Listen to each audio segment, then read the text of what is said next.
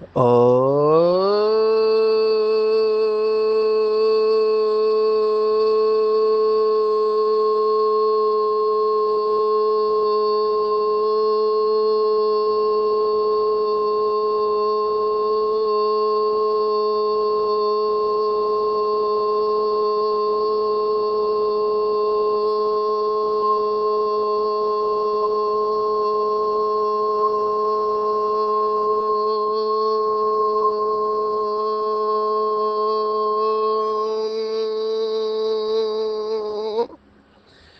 शांति।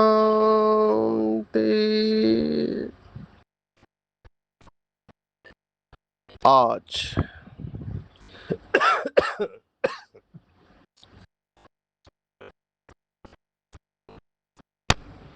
14 मई 2025 भारत में बुधवार है। Today is 14 May 2025 and it's Wednesday in Bharat. आज की मुरली का जादुई रहस्य स्वयं को प्रेरणा देने के लिए magical secrets of today's murli for motivating the self. कमाल बाबा का है कि हर रोज की मुरली बाबा वही ज्ञान की बातें कितना तरीके से समझाते हैं और कितना मोटिवेट करते हैं। हर दिन की मुरली में कुछ ना कुछ नयापन होता है। हालांकि हमने पहले भी सुना है तो ऐसे लगता है कि नहीं है। कुछ लोगों को ऐसे हो सकता है कि बाबा वही बातें बार बार सुनाता है, लेकिन ऐसा नहीं है। जितनी बुद्धि स्वच्छ होते जाएंगी उतना नशा चढ़ते जाएगा।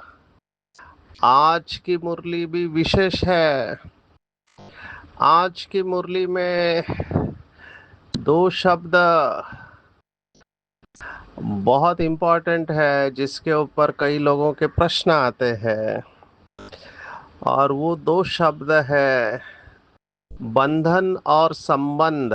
ये दोनों शब्द बहुत इम्पोर्टेंट है। बाबा कई बार बहुत बड़ी फिलॉसफी, बहुत बड़ा तत्व ज्ञान बहुत साधारण शब्दों में बताता है। हमको मुरलियों में से धारणा की बातें जल्द उठा लेनी चाहिए और तुरंत धारण करनी चाहिए। कल हमने वर्कशॉप लिया विहासा का, तो वैल्यूज के ऊपर था, मूल्यों के ऊपर। तो कई बार लोगों को लगता है कि वो जानते हैं मूल्यों के बारे में, लेकिन जब हम प्रश्न पूछते हैं तब उसकी गहराई पता चलती है कि मूल्य जितना लगता है उतना सरल विषय नहीं है। तो अंग्रेजी में वैल्यूज कहते हैं, तो वैल्यूज वर्च्यूज, उसके साथ क्वालिटी आती है, स्किल्स आता है, इथिक्स, मोरालिटी, ये सब शब्द जुड़े हुए हैं। तो इन सब में फर्क करना हमको आना चाहिए। लौकिक में मूल्यों के ऊपर बहुत कुछ सुनाया जाता है, प्रिंसिपल्स, वर्च्यूज, एटीट्यूड्स अंग्रेजी के शब्द है।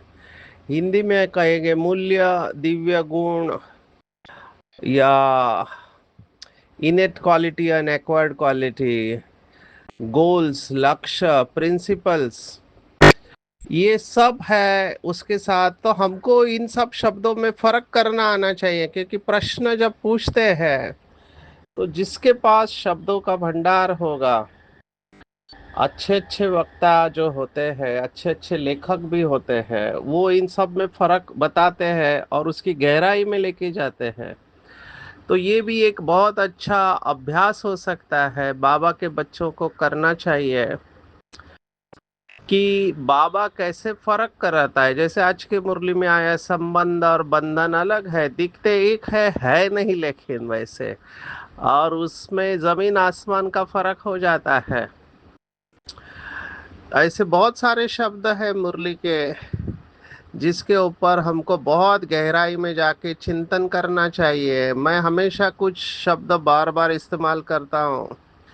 जैसे आप अगर प्रोफेसर है, प्राध्यापक है, तो आपको शब्दों की बारीकियां समझ में आती है। बाबा ने आसक्ति और लगाव ये दो शब्द दिए हैं।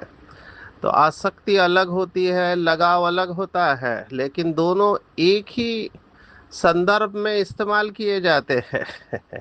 गड़बड़ तब होता है जब हम इनको इंटरचेंजेबली यूज करते हैं। अभी भाव समझना चाहिए, ये मैं समझ सकता हूँ, लेकिन भाषा की सुंदरता है कि सही जगह पर सही शब्द हमको इस्तेमाल करना आना चाहिए। तो जहाँ लगाव है वहाँ लगाव आना चाहिए, जहाँ आसक्ति है वहाँ आसक्ति आनी चाहिए। तो आसक्ति अलग स्थान पर इस्तेमाल होती है, लगाव अलग स्थान पर इस्तेमाल होता है। शास्त्रवादियों ने ये सब काम करके रखा है हमारे लिए।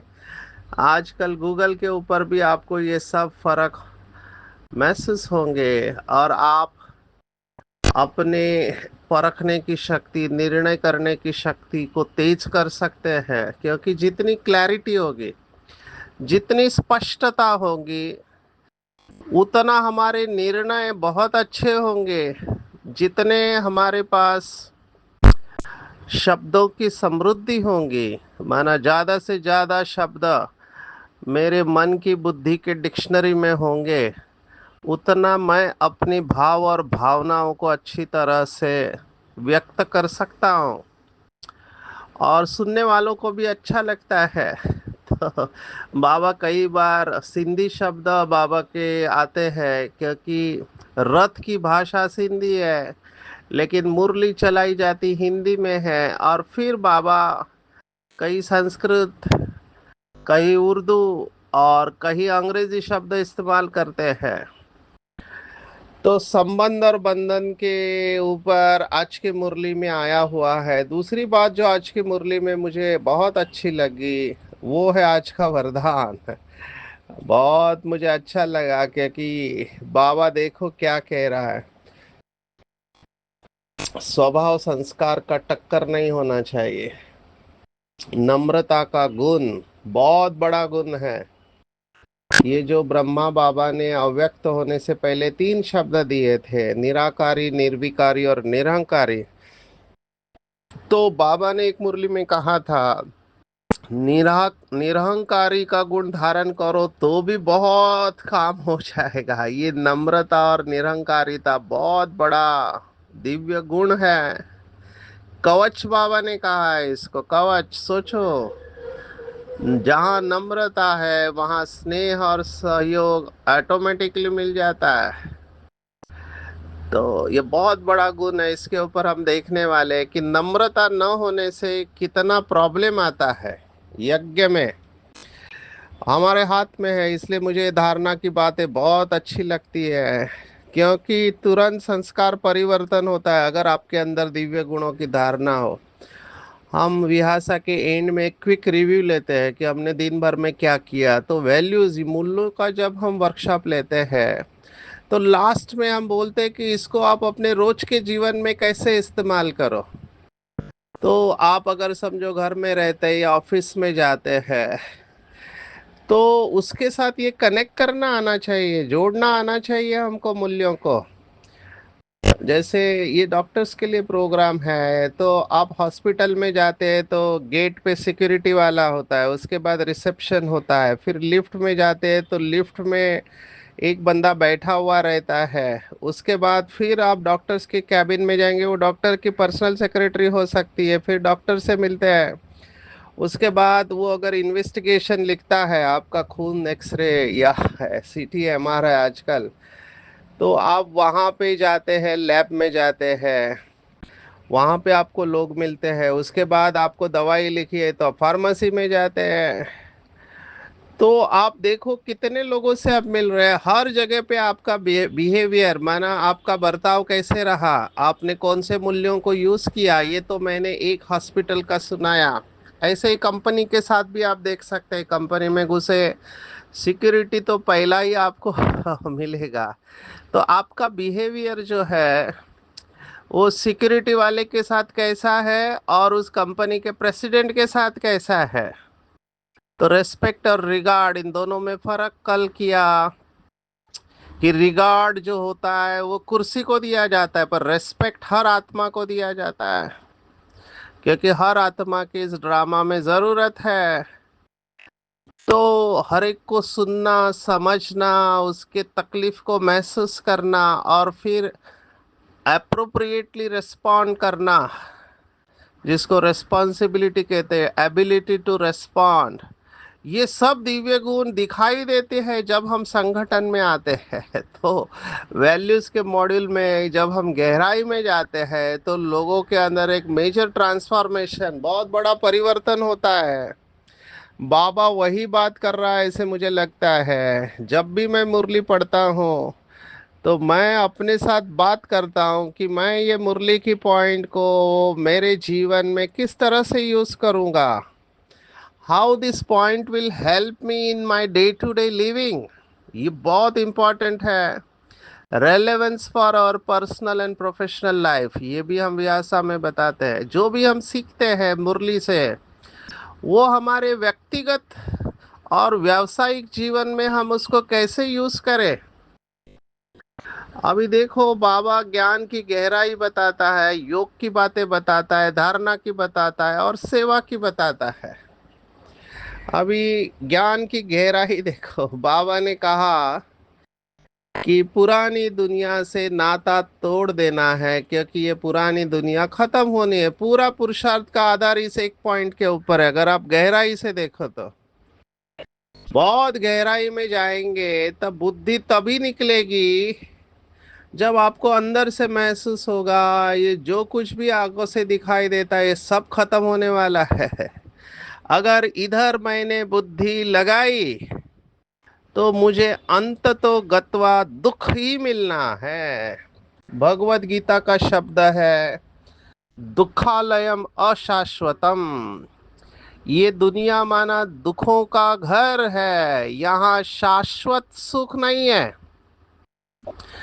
आपको लगता है कि आपको सुख मिल रहा है, लेकिन वो सब अल्पकाल क्षणभंगुर सुख है और माया की चाल है, यही समझ में नहीं आता है।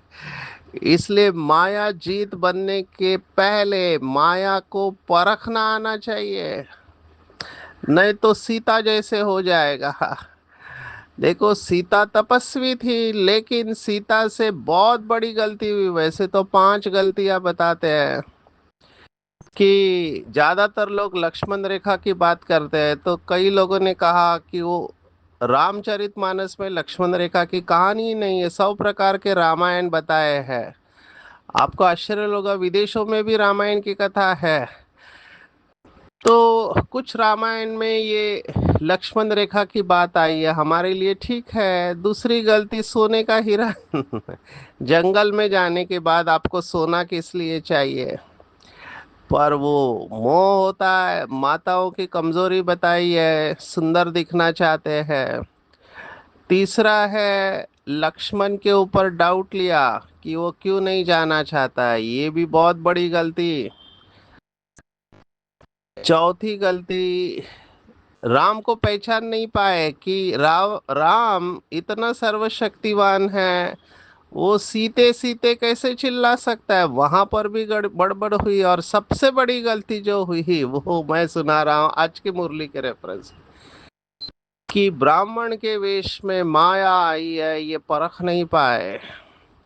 है ब्राह्मण लेकिन उसके वेश में माया है। कई बाबा के बच्चे संग दोष में आकर पढ़ाई छोड़ देते हैं। ये आज की मुरली की पॉइंट है। संगति संग दोषहा, संग दोष बहुत संभालना है। हमने बहुत बार देखा है, संग केवल देहधारियों का नहीं होता है।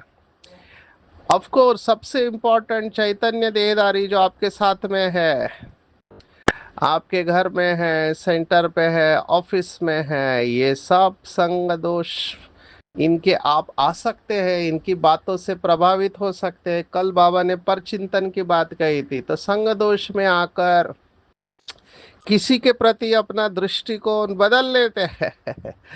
मैंने इस बातों की वजह से सेंटर टूटते हुए देखे हैं। कितना डिससर्विस, क्योंकि किसी ने कुछ उल्टा सुल्टा सुनाया और आपने उसको सच समझ लिया। वो सुनाने वाले का तो विकर्म हुआ, सुनने वाले का भी विकर्म हुआ, क्योंकि आपके व्यवहार में परिवर्तन आ गया। तो ये संग दोष है। इन मंत्राओं से बहुत संभाल के रहना। मंत्रा भाई भी हो सकते हैं, बहन भी हो सकते हैं। ये आत्मा की बात है, ना कि स्त्री पुरुष की बात है, जो इधर की उधर की और अपनी मिला के बातें सुनाते हैं। मैंने पहले भी ट्रिपल फिल्टर टेस्ट, सोक्रेटिस का, सुकरात का ट्रिपल फिल्टर टेस्ट सुनाया था कि कोई भी आपके पास कोई स्टोरी लेकर आता है किसी थर्ड व्यक्ति के बारे में, एज फार एज पॉसिबल जितना हो सके एनकरेज नहीं करो। अगर सुनना ही पड़े तो ट्रिपल फिल्टर टेस्ट करो। क्या ये सच है, क्या ये पॉजिटिव है, क्या ये सुनने से हम दोनों की उन्नति होने वाली है? नहीं है तो don't go in that area. ये लौकिक में सुकरात नाम के फिलोसोफर ने बताया था। पर ये धारणा की बातें हैं। संग दोष से अपने को बहुत बचाना है। कौन किस रूप में आपके सामने माया का रूप लेकर आएगा आपको पता नहीं चलेगा। अगर नहीं पहचाना रावण है तो शोक वाटिका में जाएंगे, माना दुखी हो जाएंगे। तो ये बहुत इंपॉर्टेंट बात है, मुझे ऐसे लगता है इसके ऊपर बहुत। और संग दोष केवल व्यक्तियों का नहीं होता है। ये जो भी यूट्यूब पे आप सुनते हैं, जो भी सुनते हैं देखते हैं, वो सब संग दोष है, क्योंकि वो आपके अंदर कुछ फाइल को एक्टिवेट कर रहा है।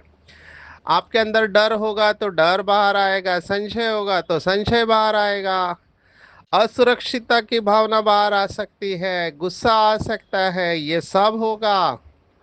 इसलिए आज की मुरली को इस रेफरेंस में भी सुनना है।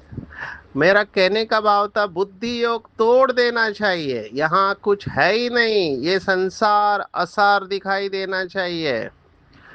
जिन लोगों को ये संसार संसार कहते हैं कि अभी तो जैसे स्वर्ग लगा पड़ा है, ये समझते नहीं कि माया कंपटीशन कर रही है स्वर्ग के साथ में। ये माया का आखिरी दाव है। माया यहाँ पर ही आपको स्वर्ग महसूस करेंगे और आपको लगेगा कि देखो वो सतयुग आएगा तब आएगा, अभी तो मौज कर लो। ऐसे बाबा ने एक मुरली में कहा था कि कुछ बच्चे कहते हैं अभी तो मौज कर लो, कल किसने देखा है। अभी ये बहुत गलत सोच है। स्पिरिचुअल व्यक्ति ऐसा नहीं सोचेगा। नो डाउट वो वर्तमान में जिएगा, लेकिन वो बहुत कॉशियस होगा। ये माया के शब्दों में उसके जाल में फंसेगा नहीं, अभी तो मौज कर लो। नो डाउट बीके लाइफ मौज की जीवन है, इसमें भी कोई दो राय नहीं है, लेकिन मौज बाप के साथ, ना कि इंद्रिय सुखों की मौज। इसका गलत अर्थ नहीं निकालना। एक भाई को मैंने पूछा, कुमार है, अभी बंधन नहीं है, मैंने उससे पूछा पुरुषार्थ कैसे चल रहा है, तो उन्होंने कहा खा पी के मस्त है। खाउन पीउन मस्त। अभी मुझे अंदर से टेंशन आता है। मैंने पहले भी सुनाया, टेंशन किस बात का है कि समय को सफल करना है। क्योंकि मुझे अंदर से पता है कि हम सबको जीने के लिए फिक्स्ड सांसें मिली हुई है। तो जितनी भी सांसें मुझे मिली है या बाकी है, मैं उसे वेस्ट नहीं करूंगा, मैं उसे सफल करूंगा। जितना हो सके मैं बाबा के साथ चिपक कर रहूंगा। श्वासोश्वास याद रखने का टारगेट रखता हूं मैं। तो जब भी मैं समय को वेस्ट करता हूं, मैंने पहले भी बताया, मुझे गिल्ट फीलिंग आती है। एक्चुअली ये निगेटिव फीलिंग है, लेकिन आनी नहीं चाहिए। मैं बहुत कॉशियस रहता हूँ कि समय को कैसे सफल करें। अभी समय को सफल किया तो संकल्प भी सफल हो जाते हैं। ये बेसिक खजाना है, बीज है। ज्यादा से ज्यादा बाबा की याद में चलते फिरते, उठते बैठते, खाते पीते, जागते सोते हैं, उसके टेक्निक्स निकाले हुए हैं। तभी आप निरंतर याद की कैटेगरी में आएंगे। तो ये हर एक को डिसीजन लेना है कि यहाँ हमको पढ़ना है। मेरे पास बहुत माँ बाप बच्चों को लेकर आते हैं, कहते हैं ये बच्चा पढ़ाई नहीं करता, टीचर्स भी बोलते हैं। तो मैं बच्चों को ऑप्शन देता हूँ कि देखो बच्चों, आपके पास दो ऑप्शन है कि अभी मौज कर लो, पढ़ाई नहीं करो, बस खाओ पियो घूमो एंजॉय करो, जो आपको सोशल मीडिया के द्वारा सिखाया जाता है। दूसरा, अभी आप मेहनत करो। मैं ये नहीं कहता हूँ कि केवल पढ़ाई करो, जिसमें आपको इंटरेस्ट है उसमें आपको मेहनत करना है, स्पोर्ट्स है और कोई आर्ट्स है, जो आपकी विशेषता है, पर उसमें आप मेहनत करो और भविष्य में आप आराम करो। और अभी मौज करो और भविष्य में आप होटल में नौकर बन के काम करो। तो आपको क्या पसंद है, तब उनको रियलाइजेशन आता है। फिर मैं केस स्टडी भी बताता हूँ, क्योंकि मेरे साथ वाले जो दोस्त थे उन्होंने यही किया। हम पढ़ाई करते रहे और वो खेलते रहे। आज उन्हें पश्चाताप हो रहा है, क्योंकि समय तो निकल गया और कई बुरी आदतें उनको लग गई, जिसे छुड़ाना बहुत मुश्किल होता है। नशे की आदत लग गई तो जब ये सुनाते हैं केस स्टडी के साथ, तब बच्चों को रियलाइजेशन होता है, बाबा यही बता रहा है बच्चे अभी पढ़ाई करो, क्योंकि ये पढ़ाई अभी पढ़ेंगे तो भविष्य में इसकी प्रारब्ध मिलेंगे, अगर अभी नहीं पढ़ेंगे तो कल्प कल्प नहीं पढ़ेंगे। उस पढ़ाई में तो बाबा ने कहा आप अगर फेल हो गए तो फिर से एग्जाम दे सकते हैं, लेकिन यहाँ ऐसे नहीं है। यहाँ हो गया तो हो गया, फिर वो रिपीट होगा। ये रिपीट की बात बहुत इंपॉर्टेंट है। बाबा ने देखो आज क्या शब्द इस्तेमाल किया है। बाबा ने कहा कि उस समय पढ़ाई का टाइम नहीं रहता, माना विनाश के समय अफसोस करेंगे हमने क्या किया, ना है टाइम गवाया, परंतु सजा तो खानी पड़े। कुछ हो थोड़े ही सकेगा, नापास हुए तो हुए, फिर पढ़ने की बात नहीं। उस पढ़ाई में तो नापास हो फिर पढ़ते हैं, यह तो पढ़ाई पूरी हो जाएगी, अंत समय पश्चाताप न करना पड़े। इसलिए बाप राय देते हैं बच्चे अच्छी रीति पढ़ाई करो, झरमुई झकमुई में अपना टाइम वेस्ट मत करो, नहीं तो बहुत पछताना पड़ेगा। बहुत वंडर लगता है जिसको ये रियलाइजेशन आ गया कि संगम युग का एक एक सेकंड बहुत वैल्यूएबल है, वो कभी आर्गुमेंट में जाएगा नहीं, कभी नहीं जाएगा, क्योंकि उसको पता है आर्गुमेंट मल्टीप्लाई होती रहती है, झगड़े बढ़ते जाते हैं। माया बहुत उल्टा काम करा देती है। अभी क्या क्या उल्टा काम कराती है देखो, मैं केस स्टडी सुनाऊंगा। चोरी कभी नहीं की होगी, वह भी कराएगी। सोचो बाबा के बच्चे, पीछे स्मृति आएगी, हमने हमको तो माया ने धोखा दे दिया। पहले दिल में ख्याल आता है फलानी चीज उठाओ, बुद्धि तो मिली है ये राइट है वो रॉन्ग है, ये चीज उठाओ तो रॉन्ग होगा, नहीं उठाएंगे तो राइट होगा। अभी ये कुछ मैं थोड़ा मानसिक बीमारियों के बारे में बताऊंगा। ये एक मानसिक बीमारी है चीजों को उठाने की। आपको आश्चर्य लगेगा। मैं जिस मेडिकल कॉलेज में पढ़ता था वहाँ एक विदेश की बहन थी।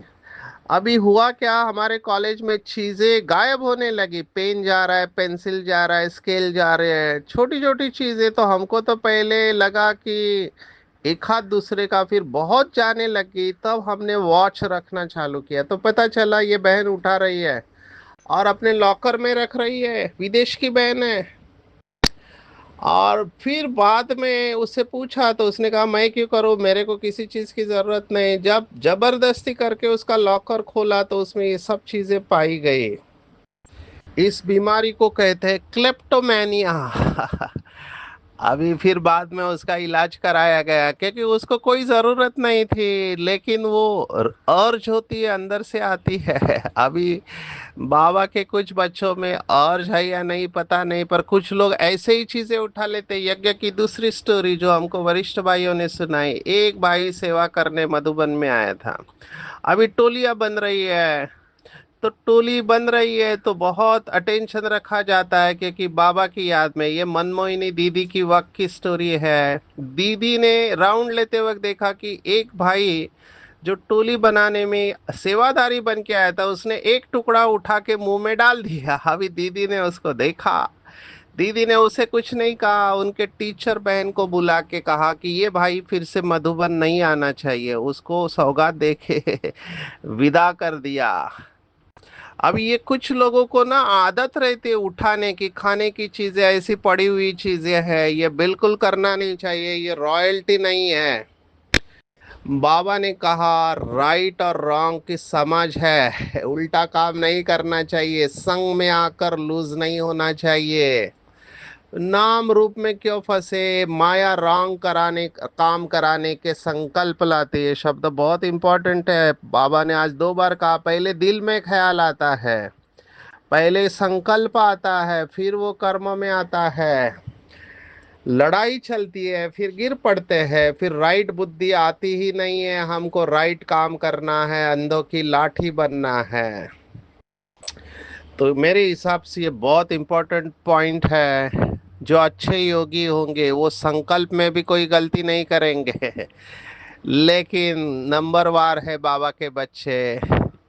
अभी इसके ऊपर हमारे वर्कशॉप में लोग पूछते हैं कि कई लोग ऑफिस से पेन पेंसिल पेपर क्लिप्स क्या क्या उठा के लेके आते हैं। अगर गहराई में देखे जाओ तो ये भी डिसऑनेस्टी है, ये भी एक प्रकार की चोरी है। तो बहुत गहराई में जाएंगे। कल हमारा वैल्यूज वर्कशॉप में एक बहुत अच्छी पॉइंट निकली, माना प्रश्न पूछा मुझे। अभी हम तो ओपिनियन देने से रुकते हैं, क्योंकि विहासा में आपको ये नहीं बताना है कि आप एक्सपर्ट हैं, आप ग्रुप विजडम को एलिसिट करते हैं। लेकिन बीके थे तो उन्होंने पूछा तो अभी ट्रेन में जाते वक्त सीट नहीं मिल रही है तो टीसी को पैसे दे के सीट लेना, क्या ये वैल्यूज में आता है? क्योंकि वो भ्रष्टाचार है। ऐसे बहुत सारे इश्यूज हैं जिसमें हम कहते हैं नैतिक द्वंद्व अंदर चालू होता है, जिसको मोरल कॉन्फ्लिक्ट कहते हैं। आपकी बुद्धि से आपको डिसीजन लेना है मेरा काम है बाबा की श्रीमत को आपको बताना।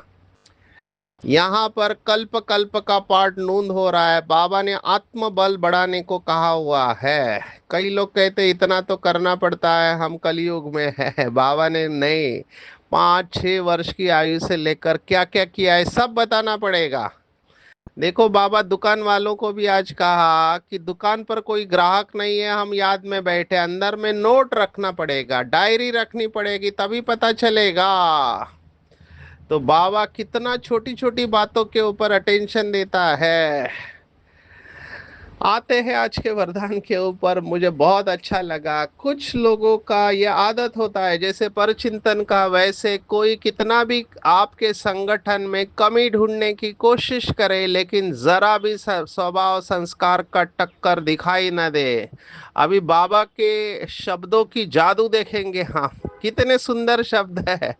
मुझे तो लगता है ये लिख के रखने चाहिए। अगर कोई गाली भी दे, इंसल्ट करे तो आप सेंट बन जाओ, इंसल्ट करे तो सेंट बन जाओ। कोई रॉन्ग करता है तो आप राइट रहो, कोई टक्कर लेता है तो आप उसे स्नेह का पानी दो। ये तीनों वाक्य लिख लेना चाहिए। बाबा ने इसी भाव से कहा, अपकारी के ऊपर उपकार। इंसल्ट करे सेंट बन जाओ, रॉन्ग करता है राइट रहो, टक्कर लेता है स्नेह का पानी दो। यह क्यों, ऐसा क्यों, यह संकल्प करके आग में तेल नहीं डालो। कई लोग ये आग में तेल डालने का काम करते हैं, मेरे पास आते हैं, बोलते हैं ये फलाना निमित्त होके ऐसे करता है, इसको ऐसे नहीं करना चाहिए, उसको ऐसे नहीं करना चाहिए, हमेशा कंप्लेंट काउंटर पे ही रहते हैं। और मैं कहता हूँ आग लगी है, पानी डालना चाहिए। परिवार है, परिवार की बातों को समा के लेना चाहिए, कभी भी सजा देने को जाओ ही मत। दूसरों को सजा देने का संकल्प करना माना खुद को सजा देना। दूसरों के अवगुणों का वर्णन करना माना खुद में समाने की शक्ति की कमी को जग जाहिर करना। कोई भी आत्मा अवगुणी नहीं है, वो गुणवान बनने की पुरुषार्थी है। शब्दों को बदली करो, नम्रता का कवच पहन कर रहो, क्योंकि जहां आप नम्र है वहां स्नेह सहयोग अवश्य होगा, आपका जमा हो जाएगा। वो रॉन्ग करता है करने दो, आप राइट रहो, आप जमा होगे, फाइनल मार्क्स बाबा देगा। अनेक मेरेपन को छोड़कर एक मेरा बाबा में सब समा दो, और चेहरे से झलक और फलक आपके चित्र और चरित्र से लोगों को अनुभव हो। तो चेहरे को देखना चाहिए कि क्या मेरे अंदर वो रूहानी रॉयल्टी है या साधारण चेहरा है। और इसका फाउंडेशन पवित्रता है। आज की पूरी मुरली में टेक होम है, कर्म बंधन को काटना है। सतयुग में कर्म संबंध होते हैं, हम इसके गहराई में नहीं गए समय के अभाव से। अभी तुम संगम पर हो तो पुरानी दुनिया से ताल्लुक तोड़ देना है। यहाँ जो पढ़ते हैं भविष्य में हम पद पाते हैं, यहाँ फेल हो गए तो कल्प कल्प फेल होते जाएंगे। हमारा कमांडर इन चीफ शिव बाबा है। यूरोपवासी यादवों का कमांडर इन चीफ शायद शंकर है। झरमुई झकमुई में टाइम नहीं वेस्ट करना है, उल्टा काम नहीं करना है। संकल्प अगर आए तो भी कर्मों में नहीं आना चाहिए, संग दोष से संभालना है, नाम रूप में नहीं फंसना है। डायरी रखनी है बाबा की याद से, और नम्रता रूपी कवच द्वारा व्यर्थ के रावण को जलाने वाले सच्चे स्नेही सहयोगी बनना है। अनेक मेरेपन को एक मेरे बाबा में समाना है, और नॉलेज के दर्पण में देखना है क्या मेरे चेहरे और चलन के द्वारा रूहानी रॉयल्टी दिखाई देती है। इसका फाउंडेशन संपूर्ण पवित्रता के द्वारा चेहरे और चलन से रूहानी रॉयल्टी का साक्षात्कार कराना है। अच्छा, ओम शांति।